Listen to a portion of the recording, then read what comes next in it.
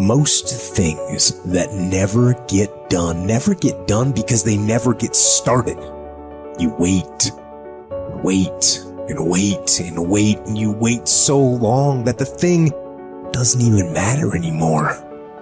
And the days turn to weeks, and the weeks turn to months, and the months turn to years. Years of mediocrity is what causes people to be bitter. If you want to get around bitter and complaining people, get around people who are not seeing much activity.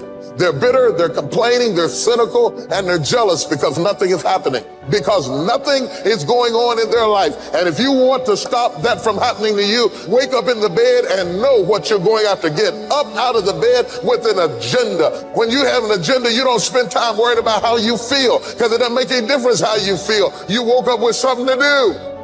If you would like to discipline yourself, which is a very good idea, pick a direction you want to go first. Pick a goal you would like to attain, a long, medium to long-term goal. You might imagine something you need and want, some attainment that would motivate, whose pursuit would motivate you. And you can ask yourself that. It's a good question to ask yourself in general. If you could have what you needed and wanted, what would that be? And that's a meditative question. You don't want to force an answer out of yourself. You want to ask yourself that like you would ask someone else. If I could have what I wanted, what would that look like? And you can ask yourself that in a more differentiated way. If I could have the relationship that I needed and wanted, if I could have the friendships, if I could have the job or career, if I could have the educational pathway, if I could adopt civic responsibility, if I could engage in some creative enterprise. The next goal is to take your goal and to fragment it into micro goals until you find a micro goal that's small enough that it still presents some challenge that you will do. Stop waiting for something to move you and move yourself. Every day, move yourself. In the morning, move yourself. In the afternoon, move yourself. At night, move yourself. Be very intentional and very deliberate about moving yourself. Through the inspiration of desperation, you'll become more creative than ever before. Throw your whole self into it. See, most people go at it tentatively. They don't give all their stuff. They don't concentrate. And if you don't have what you want, stop telling yourself the story because you don't have the money, you don't have the time. That's bullshit. It's because you haven't committed yourself where you would burn your boats. If you want to take the fucking island, burn your fucking boats, and you will take the island, because people, when they're going to either die or succeed, tend to succeed. Stand up for your dreams. Stand up for what you want in your life. Decide that your life is so meaningful to you, that you love you and you love life so much that you're going to stand up for something you want. You don't want to be a spectator. You want to get out in the field where the action is, and you will be amazed. After the struggle, there will be a calm period, and things will begin to click for you. Come out here with what you got. You don't have enough money? Don't worry about it. You got the dream. You must be patient, persistent, and positive no matter what. But aren't there some guarantees you can give us? Yes. You're going to die. You can't get out of life alive. So I'm saying to you, you got 6 months to live. Live your life now. Live your dreams now. Start acting like this is your last day on the planet.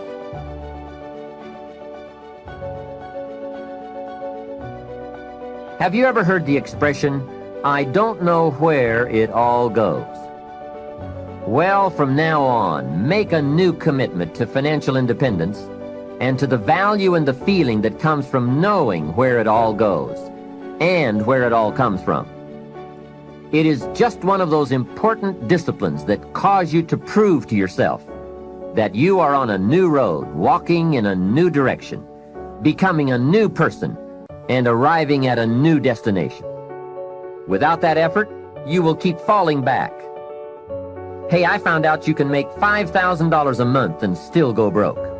You say, how could you go broke making $5,000 a month? It's easy. Spend $6,000. And when you make $5,000, spending $6,000 is not that difficult. Someone once said, if your outgo exceeds your income, your upkeep becomes your downfall. So, be the master over whatever you have and whatever you are. That's where the seeds of greatness are sown. Great wealth, great health, great results, great influence, and great lifestyle. Take interest and even delight in doing all the small things well. It makes you a sophisticated person who knows where the beginnings of wealth and happiness are. There's a Bible phrase that we could quote here that would be appropriate. It says, If you will be faithful over a few things, the small things, you will someday be ruler over many things and major things. That's it. That's the philosophy that counts. Let's say that you could pick your level of competition in life to some degree. Okay, so let's say you pick a level of competition where you're always winning.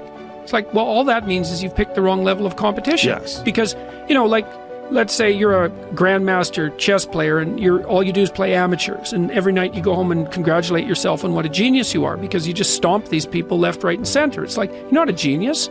You're a dimwit. Right. What you should be doing is playing people who are beating you as much as you can tolerate. Right. So maybe that's 40% of the time. Maybe it's 60% of the time. But that way, because to be a winner, you want to be disciplined. You want to know what you're doing. And then you want to be on the edge where your skills are being developed. And if you're going to be on the edge where your skills are going to be developed, you're at a place where losing is always a possibility. Because otherwise you're not pushing yourself beyond your current capacity. And so one of the things that I've outlined in 12 Rules for Life is a theory of meaning. Because meaning, as far as I'm concerned, the sense of meaningful engagement is the antidote to malevolence and suffering, essentially. Because you want to have a life that's so engaging that you think, despite the fact that I'm limited and that we're mortal and that life is tragedy and there's evil in the world, despite all that, this is worth doing. And I think that there's a technical meaning that genuinely exists, and that's the meaning that you get when you're in a domain where you have some discipline and some skill. So you're laying out your competence and your ability, but you're simultaneously pushing yourself to develop past where you are. That's really engrossing. And what that is doing is expanding your competence. And so life is suffering and betrayal in many senses of the word. But you can adopt a way of traversing through life that is more powerful than the tragedy and the malevolence. The art of true living in this world is more like a wrestler's than a dancer's practice. For in this they both agree to teach a man whatsoever falls upon him, that he may be ready for it, and that nothing may cast him down. If you do the job in a principled way, with diligence, energy, and patience, if you keep yourself free of distractions and keep the spirit inside you undamaged, as if you might have to give it back at any moment, if you can embrace this without fear or expectation, can find fulfillment in what you're doing now, as nature intended, and in superhuman truthfulness, every word, every utterance, then your life will be happy. Your ability to control your thoughts, treat it with respect. It's all that protects your mind from false perceptions, false to your nature and that of all rational beings. It's what makes thoughtfulness possible and affection for other people. You need to avoid certain things in your train of thought. Everything random, everything irrelevant, and certainly everything self-important or malicious. You need to get used to winnowing your thoughts so that if someone says, "What are you thinking about?" you can respond at once and truthfully that you are thinking this or thinking that. The obstacle is the way. Embrace the challenges that come your way in your work, for they hold the potential for growth and self-improvement. Instead of resisting or complaining about difficulties, use them as opportunities to cultivate resilience, patience, and perseverance. Remember that your attitude towards work matters more than the work itself. Approach each task with a sense of purpose and dedication, regardless of its nature or perceived significance. Find fulfillment in the process of striving and giving your best effort rather than relying solely on external outcome. Think of your many years of procrastination. How the gods have repeatedly granted you further periods of grace, of which you have taken no advantage. It is time now to realize the nature of the universe to which you belong, and of that controlling power whose offspring you are, and to understand that your time has a limit set to it. Use it then to advance your enlightenment, or it will be gone, and never in your power again.